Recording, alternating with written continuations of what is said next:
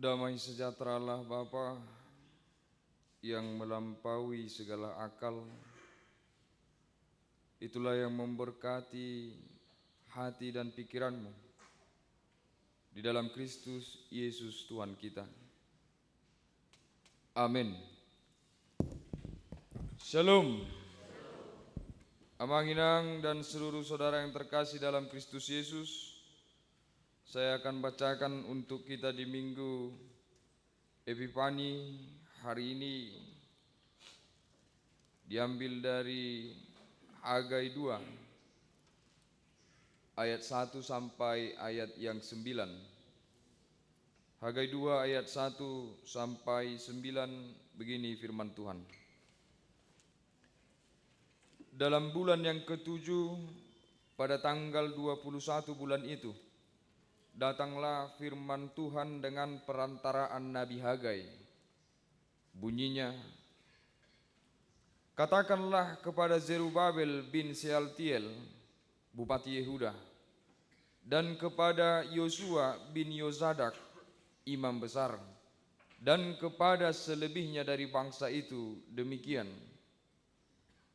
Masih adakah di antara kamu yang telah melihat rumah ini dalam kemegahannya semula?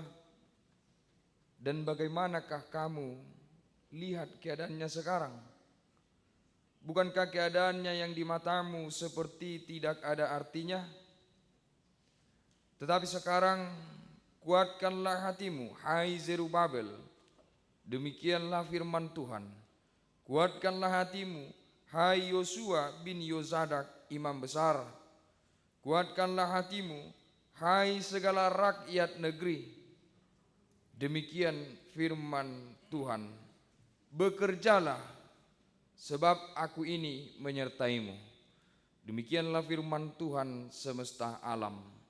Sesuai dengan janji yang telah kuikat dengan kamu pada waktu kamu keluar dari Mesir, dan rohku tetap tinggal di tengah-tengahmu. Janganlah takut, sebab begini firman Tuhan semesta alam. Sedikit waktu lagi, maka aku akan menggoncangkan langit dan bumi, laut dan darat. Aku akan menggoncangkan segala bangsa, sehingga barang yang indah-indah kepunyaan segala bangsa datang mengalir. Maka aku akan memenuhi rumah ini dengan kemegahan, firman Tuhan semesta alam. Kepunyaanku lah perak dan kepunyaanku lah emas. Demikianlah firman Tuhan semesta alam. Adapun rumah ini, kemegahannya yang kemudian akan melebihi kemegahannya yang semula, firman Tuhan semesta alam. Dan di tempat ini aku akan memberi damai sejahtera. Demikianlah firman Tuhan semesta alam.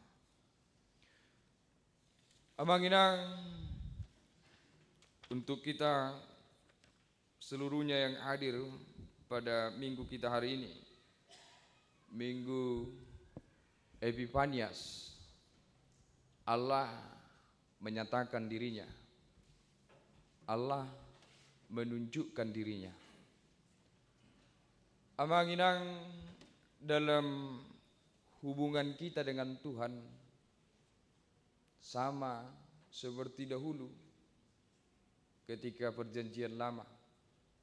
Tuhan yang tidak dapat kita lihat, tidak dapat kita sentuh, itu membuat pribadi kita betul-betul rindu bisa terhubung dengan Tuhan lebih nyata dan lebih real.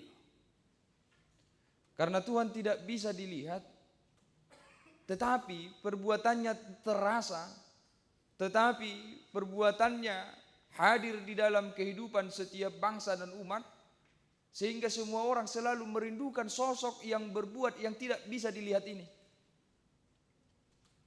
Kalau kita pernah ingat bagaimana Musa ingin dibunuh oleh bangsa Israel, itu karena bangsa Israel betul-betul ingin ketemu Tuhan.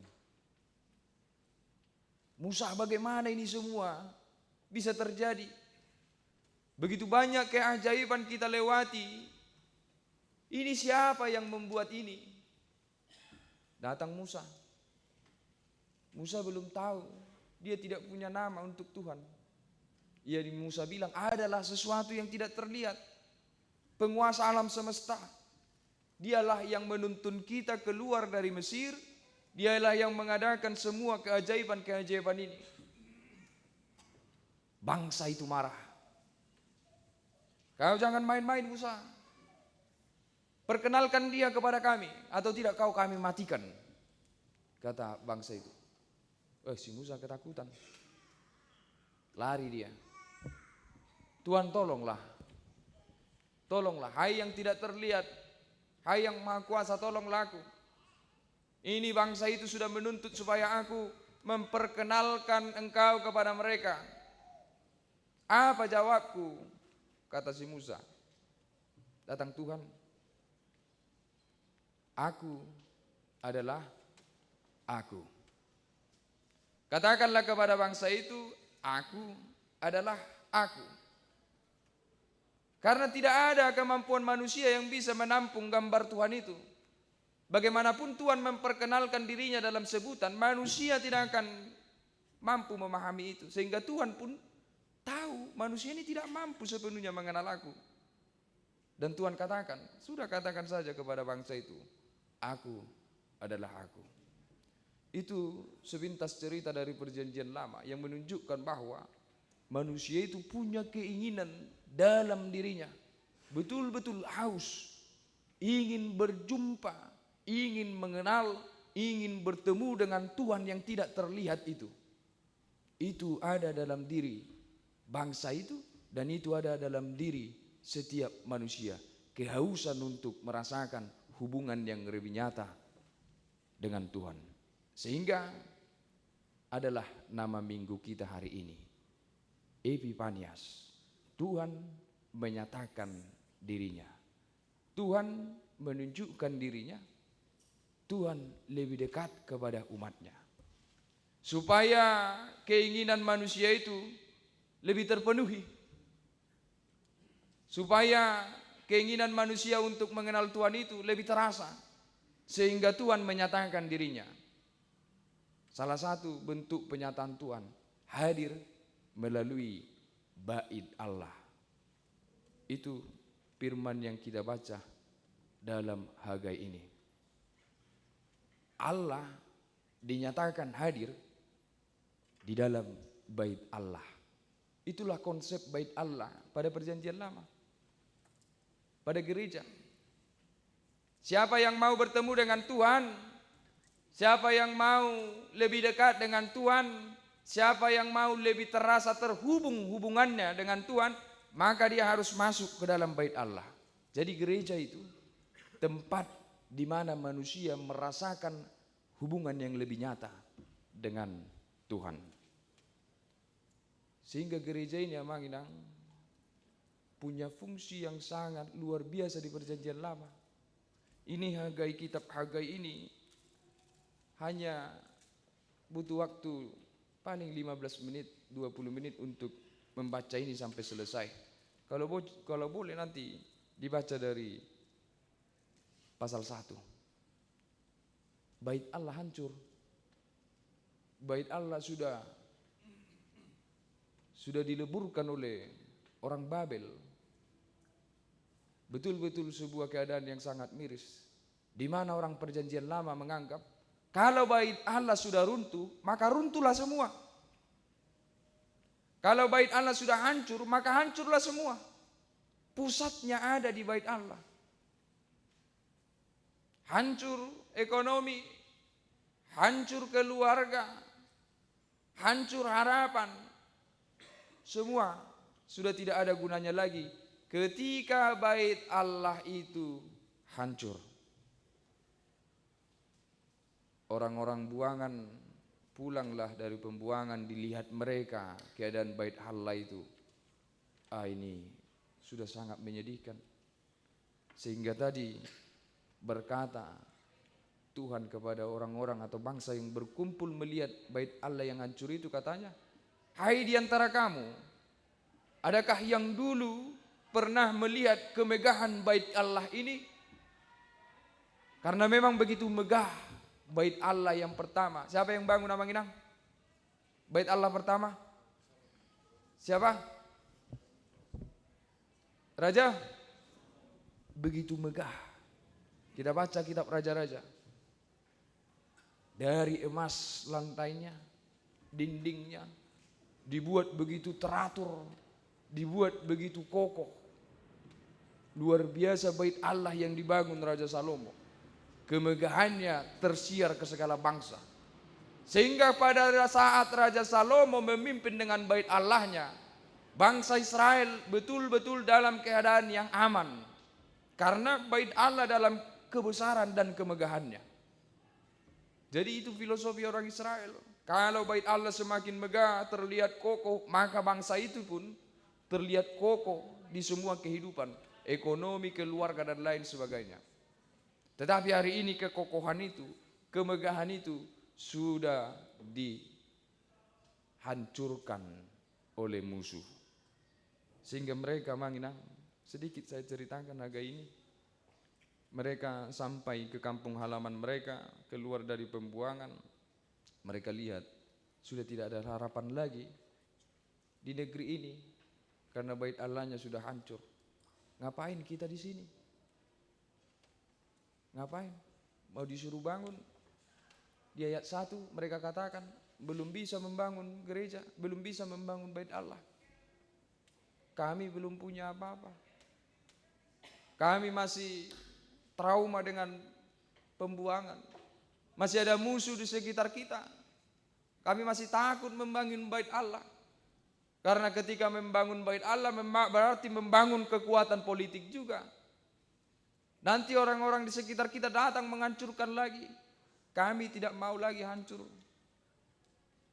Tetapi Tuhan berkata, ingatlah, kalau kamu tidak membangun rumah bagiku, maka ingat, kamu akan pergi mencari tetapi tidak mendapatkan. Kamu akan makan tetapi tidak pernah sampai kenyang. Kamu akan minum tetapi tidak pernah dipuaskan. Kamu akan memakai pakaianmu tetapi badanmu tidak akan merasa kehangatan. Itu Hagai pasal 1. Untuk itu Tuhan katakan, pergi sekarang, bangun rumahku. Lalu pasal 2 ini menguatkan bangsa itu. Zerubabel, Pirmatodim, bangsa seluruh bangsa, kuatkan hatimu. Jangan takut. Apapun yang terjadi, rumah bait Allah harus berdiri. Bekerjalah sebab aku menyertai engkau. Ima namasa diturpukon. Tuhan membangkitkan semangat umat itu untuk mengalami perubahan, untuk mengalami masa yang baru. Amang Inang, mari kita ke kehidupan kita sekarang mengenai bait Allah ini. Dari zaman perjanjian lama, bait Allah tempat bertemu dan merasakan hubungan dan kehadiran Allah. Sampai sekarang pun kita mengimaninya demikian. Jadi kalau kita masuk ke dalam gereja, kita masuk ke dalam bait Allah, maka di situ kita sedang masuk untuk bertemu dengan Allah. Ya do dihilalahamu pakilalan nasi songoni. Berangkat dari rumah, Anda berangkat dengan motivasi apa? Berangkat dari rumah, ada nama ngojar. Baju pangdo debata do. Manang baju pangdo kot na hinaholongan do. Atau mau berjumpa dengan musuh. Ada juga seperti itu, ke gereja mau berjumpa dengan musuh. Gereja mau jauh minggu baso bereng, cuma sungguh dia bayan. Ada seperti itu. Adung do iso songon senakingi? Dangan dong ate? Iya, tidak ada. Satu, motivasi kita ketika masuk ke bait Allah, votum dibacakan, maka kita sudah berjumpa dengan Allah. Ini adalah perjumpaan kita dengan Allah.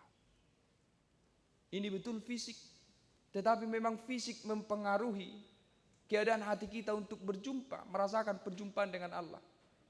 Benar, gereja itu bukan fisik, tetapi Tuhan sendiri menyuruh untuk membangun fisik supaya umat itu lebih terasa terhubung dengan Allah. Bahkan ingat, penyataan Allah yang lebih besar terjadi dalam dirinya. Kalau Tuhan tadi di perjanjian lama supaya bangsa itu lebih merasakan kehadiranku, maka buat rumah tempat kita bertemu. Itu fisik. Lebih besarnya lagi sekarang, Tuhan yang tidak kelihatan itu betul-betul sudah berubah menjadi fisik, yaitu daging Yesus Kristus. Supaya apa? Supaya kita betul-betul merasa bahwa Tuhan itu terhubung dengan kita. Jadi memang fisik itu bukan intinya, tetapi kita tidak pernah menolak kehadiran bentuk fisik. Tuhan itu yang tidak kelihatan itu saja pun mengambil bentuk fisik. Jadi jangan alergi dengan fisik, ate. Jangan alergi dengan fisik. Jangan ada yang mengatakan, gereja itu bukan persoalan, masuk ke dalam gereja dan lain sebagainya. Tidak ke gereja pun bisanya membangun hubungan dengan Tuhan. Ingat, Tuhan pun membentuk dirinya menjadi fisik supaya kita bisa merasakannya. Jadi jangan tolak. Jadi jangan tolak bentuk fisik, termasuk fisik gereja. Untuk itu, siapapun yang hadir masuk ke gereja, di dalam hatinya harus ada kesungguh-sungguhan bahwa aku sedang berjumpa dengan Tuhanku. Asa unang adong, aka pangalaho, naso suman haruar sia dirita. Uju di bagasan, parsobau natapatuba di bagasan pertikia sisongono. Kan itu krisis kita juga itu sekarang. Krisis kita sering ke gereja tapi seakan-akan memang tidak bertemu Tuhan di sana. Kita ke gereja suka-suka kita kadang. Mau nyanyi sambil bagaimana gaya, terserah. Mau berdoa bagaimana gaya, suka-suka kita. Dan kembali lagi jurus kita. Tuhan tidak melihat apa yang terlihat, tetapi Tuhan melihat hati. Ima jurus terus. Bagaimana mungkin beribadah bertemu dengan Tuhan dalam sikap yang tidak baik, lalu kita benarkan itu dengan cara mengatakan Tuhan melihat hati. Ini koreksi bagi kita semua. Sampai sekarang makna beribadah dan masuk ke bait Allah tidak pernah berubah. Bait Allah itu tempat perjumpaan dengan Tuhan. Jadi bayangkan bahwa Anda berjumpa dengan Tuhan di sini. Unakot Tuhan marjupang do kepala desa pe. Dingkat do binay gaya ni badangi. Pasti kepala desa, berjumpa Anda dengan kepala desa, pasti Anda punya gestur yang baik, punya mimik yang baik, sikap yang baik, pakaian yang baik. Ini Tuhan, pemilik segalanya. Maka mari, ini mengingatkan kita kembali amanginang. Betul, Tuhan itu tidak bisa dibatasi oleh fisik. Tetapi ingatlah, Dia, Tuhan itu sendiri memakai bentuk fisik untuk lebih dekat dengan kita. Termasuk gereja secara bangunan. Walaupun dia hanya sekedar bangunan. Tetapi kita imani ketika votum dibacakan, Tuhan telah ada bersama-sama dengan kita. Untuk itu, di setiap ibadah-ibadah kita, mari amanginang paulak sifat sisongoni bahwa aku sedang berjumpa dengan Tuhanku, sehingga kita akan beribadah dalam kerendahan hati, tidak dalam kebebasan yang kebablasan, dalam kerendahan hati karena kita tahu sedang berhadapan dengan Tuhan kita. Amanginang, gereja bukan hanya tempat di mana umat bertemu dengan Tuhan, Tetapi gereja tempat Tuhan memberikan perlindungan kepada seluruh umat. Itulah yang diimani Israel mulai dari dalam perjanjian lama. Bahwa Tuhan memberkati bangsa itu melalui rumahnya. Itu makanya rumah Tuhan itu selalu dibuat di bukit, di tempat tinggi. Bahalak Batak pesongonido filosofina. Begitu juga dengan orang Israel. Perhatikan kalau perjanjian lama, siapa yang mau berjumpa dengan Allah selalu diarahkan ke tempat tinggi. Selalu diarahkan ke tempat tinggi. Abraham persembahkan Ishak, pergilah ke bukit yang kutunjukkan kepadamu. Itu tempat bait Allah berdiri. Jadi setiap orang yang mau menyembah Tuhan selalu di puncak bukit. Itu salah satu menunjukkan bahwa Tuhan memberkati seluruh yang di bawahnya, naungannya, melalui rumahnya itu. Itu pemahaman perjanjian lama. Orang Batak pun seperti itu. Jadi kalau orang Batak itu kalau mau membuat gereja pasti selalu mencari tempat yang lebih tinggi. Karena mereka juga, kita orang Batak menganut filosofi yang seperti itu, bahwa tidak boleh rumah Tuhan itu lebih rendah tempatnya daripada rumah kita. Tetapi karena keterbatasan sekarang ini, banyak keterbatasan dan lain sebagainya, sehingga filosofi itu tidak dibawa lagi. Untuk itu Amang Inang, lihatlah bahwa rumah Tuhan itu adalah tempat Tuhan memberkati bangsa itu. Jadi ketika rumah Tuhan tidak ada, maka tidak ada berkat. Ketika bait Allah tidak ada, maka tidak ada perlindungan. Ketika bait Allah tidak ada, maka topik minggu kita hari ini tidak akan kita rasakan. Allah memberikan damai sejahtera. Dari mana? Dari rumahnya. Allah memberikan dari damai sejahtera bagi umatnya dari rumahnya yang akan didirikan ini. Tuhan mengatakan, bangun kembali rumahku. Dari sana aku akan memberikan damai sejahtera kepadamu. Amang Inang, ini juga sesuatu hal yang penting untuk kita imani. Bahwa tanpa keterhubungan kita dengan Tuhan, tidak akan ada damai sejahtera yang bisa kita rasakan. Apa itu damai sejahtera? Kalau dari nats ini saya perhatikan dan saya baca, damai sejahtera itu adalah situasi di mana kita mampu meredam ketakutan kehidupan kita, kekhawatiran. Sehingga Tuhan tadi mengatakan, jangan takut, aku ada memberikan damai sejahtera. Jadi damai sejahtera itu sesuatu yang datang dari Tuhan untuk menghilangkan ketakutan kita. Jadi kita butuh itu di dalam perjalanan hidup ini. Tanpa damai sejahtera, hidup kita penuh kekhawatiran, hidup kita dikuasai oleh ketakutan. Dan satu-satunya sumber damai sejahtera adalah Allah itu sendiri. Untuk itu Amang Inang, siapa yang tidak terhubung dengan Tuhan, dia akan dihancurkan oleh ketakutan kehidupannya. Buah di rohamuna. Ada ketakutan kita Amang Inang? Saat ini ada ketakutan kita di sini? Ada? Pasti ada. Daku boto, isema naswadong ison yang dia takuti dalam kehidupan ini. Saya rasa ada. Sifat adang boy tadok. Terkadang orang ini hanya merasa tidak punya ketakutan. Sebenarnya dia punya banyak ketakutan. Tetapi dia merasa tidak punya banyak ketakutan. Mengapa? Karena belum dekat dengan situasi itu. Mabir doh mate. Mati doh sungguh liho tu. Kadang dia bilang seperti itu. Tidak perlu takut mati. Tapi itu luarinai. Divonis dokter di mana? Itu keringat dingin. Muncul ketakutan. Jadi hati-hati. Kadang kita tidak merasa takut. bukan karena kita betul-betul berani atau karena kita betul-betul mengalami damai sejahtera Allah.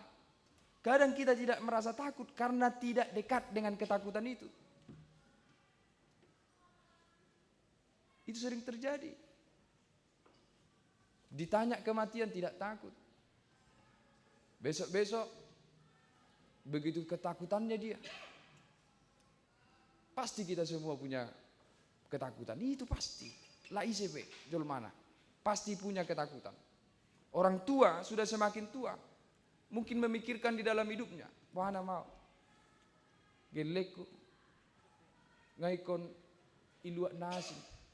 Jauh. Aku sudah semakin tua. Sahalak tumuse. Ijabun. Badan nom manang dia. Dan mungkin kusuruh gelekku tu sama ngarepoti dok lanakan asin. Orang tua punya ketakutan, bagaimana anakku di sana? Anak punya ketakutan, bagaimana masa depanku? Apalagi situasi sekarang yang begitu banyak kejutan-kejutannya. Situasi sekarang tidak bisa diprediksi, pasti ketakutan. Gak tahu kita bagaimana nasib kita ke depan. Ekonomi begitu liarnya, sulit dipantau. Politik begitu kacaunya, tidak ada yang bisa dipercaya. Alam begitu brutalnya. Semua punya ketakutan. Berita-berita pun menghadirkan ketakutan. Iputar radio Sesar Lembang inna. Sesar Lembang on iberek masalah ini dihatai. Pasti timbul ketakutan bawaman non. Mulu tubuh manang masa Sesar Lembang. Bawaman non mulu tubuh perang Iran terjadi. Bawaman non mulu ro Amerika menculik tuson. Diculik si Bapak Prabowo. Kan banyak sekarang situasi-situasi yang membuat kita begitu tidak menentu. Dan tanpa kita sadari, mungkin karena belum terlalu dekat atau nyata kita rasakan sehingga kita tidak mengatakan saya tidak takut. Tapi sebenarnya dalam diri ini kekhawatiran itu banyak. Amang inang. Itu juga yang dialami bangsa ini. Itu juga yang dialami bangsa ini. Tetapi lihat bagaimana Tuhan meyakinkan mereka. Tuhan katakan jangan takut. Aku menyertaimu. Jangan takut sebab aku sudah berjanji kepadamu. Kalau Allah sudah berjanji, Allah akan tepati. Apa janji Allah? Aku akan selalu berada di tengah-tengah bangsa ini. Itu janji Allah. Sehingga apapun yang mereka alami, Allah tetap ada di situ. Menemani mereka, menguatkan mereka, melindungi mereka. Memenuhi kebutuhan mereka. Itu adalah janji Allah terhadap bangsa itu. Sehingga Tuhan katakan, jangan takut. Tetap lakukan perintahku.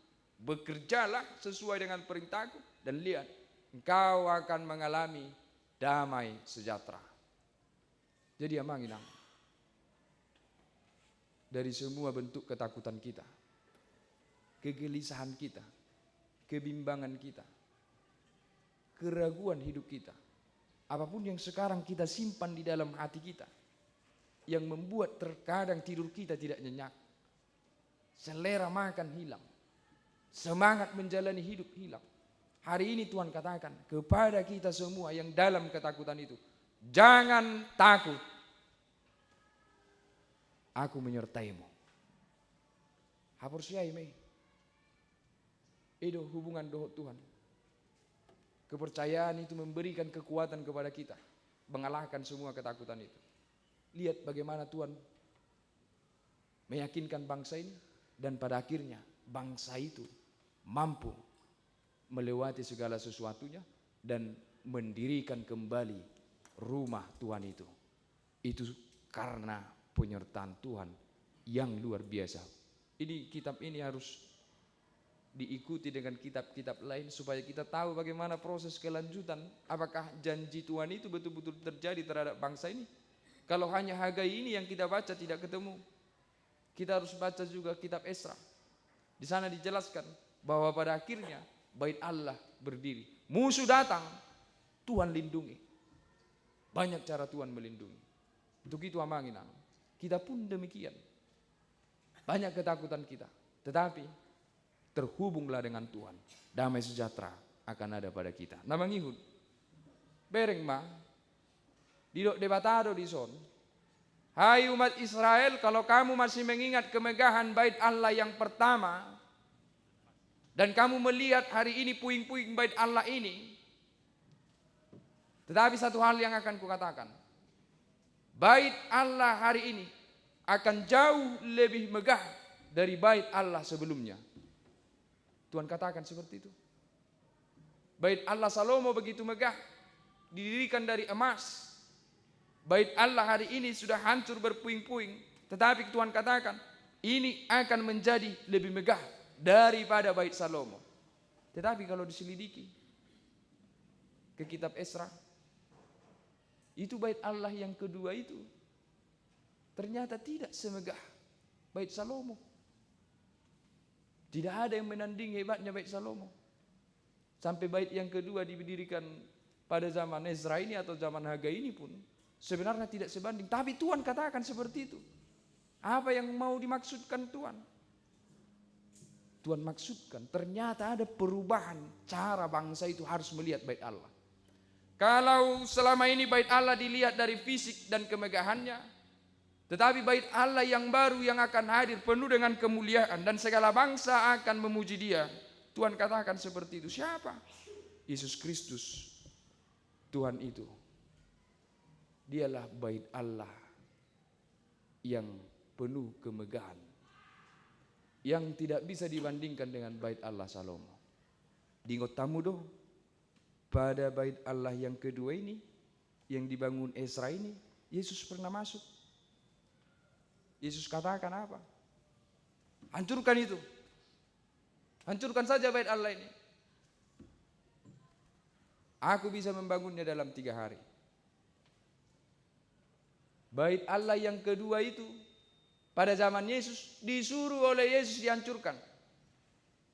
Hancurkan ini, aku akan membangunnya dalam 3 hari. Lalu orang itu berkata apa? Enak baru bayon. Ai botohodo 40 tahun aku punami dotami. Pajong jokkonon. Boyo mandok toluari. Tuhan mau mengalihkan pandangan, pemahaman bahwa ternyata kalau bait Allah yang pertama adalah Salomo, bait Allah yang kedua adalah yang didirikan Hagai dan Esra, tetapi bait Allah yang ketiga dan yang terakhir adalah tubuh Kristus itu sendiri. Sehingga Yesus mengatakan, kalau bait Allah itu dihancurkan, maka dalam 3 hari aku akan bangun kembali. Dia sedang menunjuk dirinya secara daging yang masuk ke dalam kematian selama 3 hari dan bangkit kembali. Dialah bait Allah yang ketiga dan bait Allah yang terakhir, yang menjadi sumber damai sejahtera bagi semua orang yang percaya, yang menjadi sumber damai sejahtera bagi kita seluruhnya. Apapun pengalaman hidup kita, apapun persoalan kehidupan kita, kita tahu bahwa damai sejahtera ada bersama-sama dengan kita. Karena bait Allah yang terakhir, Yesus Kristus, menyertai kita. Amang, inang, kalau Tuhan membandingkan bait Allah pada zaman dulu dengan zaman sekarang, zaman mereka, zaman Hagai begitu menyedihkan. Tetapi lihatlah, walaupun pada zaman itu begitu menyedihkannya keadaan bait Allah, tetapi Tuhan berkata, itu akan lebih megah dari yang pertama. Lihatlah bagaimana kemampuan seseorang ketika dia mempercayai Tuhan. Tidak ada yang bisa menghalangi pengharapannya. Walau begitu menyakitkan hari ini, dia tahu besok itu akan jauh lebih indah. Besok itu akan jauh lebih indah. Walaupun saya sakit sekarang, saya tahu besok saya akan sehat. Itu pengharapan orang yang bertuhan. Kalaupun saya miskin sekarang, besok saya pasti akan keluar dari kemiskinan. Kalaupun hari ini saya begitu banyak kepedihan, kegagalan, besok hidup saya akan jauh lebih bermakna. Itulah orang yang betul-betul bersama Tuhan memandang kehidupan.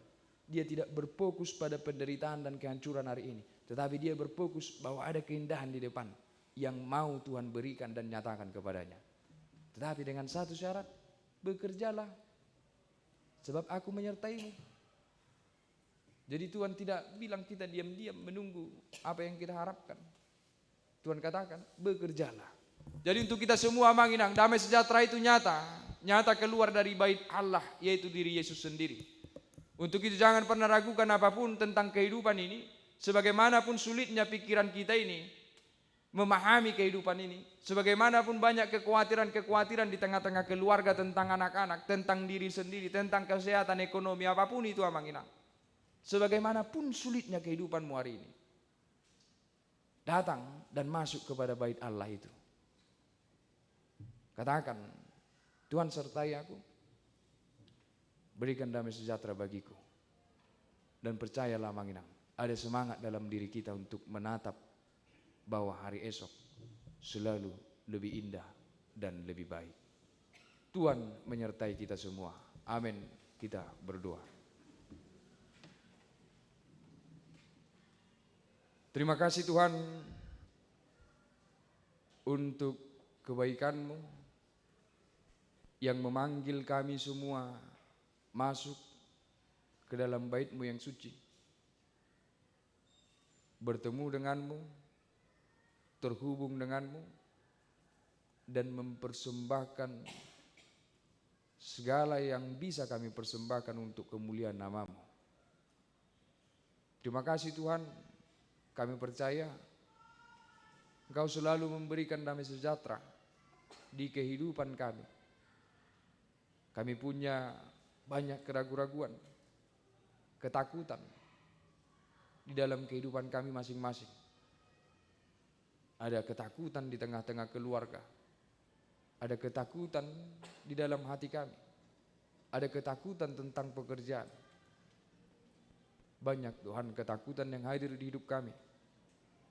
Tetapi kami percaya firman-Mu hari ini menghadirkan damai sejahtera bagi kami, supaya kami tetap memiliki kekuatan dan pengharapan menjalani kehidupan kami ke depan yang kami percaya akan jauh lebih indah, lebih baik dari hari-hari sebelumnya. Tuhan, kami serahkan kehidupan kami serahkan persekutuan kami hanya ke dalam tangan-Mu, penguasa segalanya. Kami tahu Tuhan, Engkau sumber dari segala sesuatu, sumber kehidupan, sumber kesehatan, sumber kekuatan, sumber dari segala kebaikan. Untuk itu Tuhan, kami meminta kepada-Mu, terkhusus untuk seluruh saudara-saudari kami yang sedang dalam keadaan sakit. Tuhan sumber kesembuhan. Engkaulah Tuhan yang memberikan kesembuhan kepada seluruh saudara-saudari kami, dimanapun mereka dan bagaimanapun proses pengobatan yang mereka terima. Tuhanlah memberkati segala sesuatunya. Kami juga mau berdoa Tuhan untuk setiap harapan orang tua kami di jemaat-Mu AKBP Reformanda ini, terhadap keluarganya, terhadap anak-anaknya, terhadap cucu-cucunya. Tuhanlah yang memberikan damai sejahtera di hati orang tua kami. Tuhanlah yang memberikan pengharapan yang hidup bagi setiap orang tua kami, supaya selalu mereka yakini bahwa anak-anak mereka, cucu-cucu mereka akan jauh lebih baik dari apa yang mereka harapkan. Kami juga mau berdoa Tuhan untuk seluruh jemaat-Mu. Bila ada yang sedang dalam kesulitan ekonomi, kesulitan pekerjaan, Engkaulah Tuhan yang memberi petunjuk kepada mereka. Engkau Tuhan yang membangkitkan semangat mereka supaya tetap mau bekerja, mau berusaha, dan Tuhan pasti memberkati. Kami juga mau berdoa Tuhan untuk seluruh anak-anak jemaat-Mu yang merindukan pasangan hidup. Tuhanlah yang menunjukkan pasangan yang terbaik bagi seluruh anak-anak jemaat-Mu. Berkati mereka di tempat mereka masing-masing Tuhan, dan berkati mereka untuk setiap harapan mereka masing-masing. Kami juga mau berdoa Tuhan untuk persekutuan kami di tengah bait-Mu, AKBP Reformanda. Berikanlah damai sejahtera di persekutuan kami, di kelompok kecil, kelompok yang besar. Biarkan kami Tuhan merasakan damai sejahtera di setiap aktivitas persekutuan kami di tengah-tengah gereja-Mu. Satukan hati kami Tuhan untuk selalu melakukan yang terbaik di tengah-tengah gereja-Mu. Tuhan, kami tahu kami punya banyak kekurangan, kami tahu kami punya banyak dosa. Ampunkanlah dan terimalah doa kami. Hanya di dalam nama anak-Mu, Tuhan Yesus Kristus, Juru Selamat penebus kami. Amin.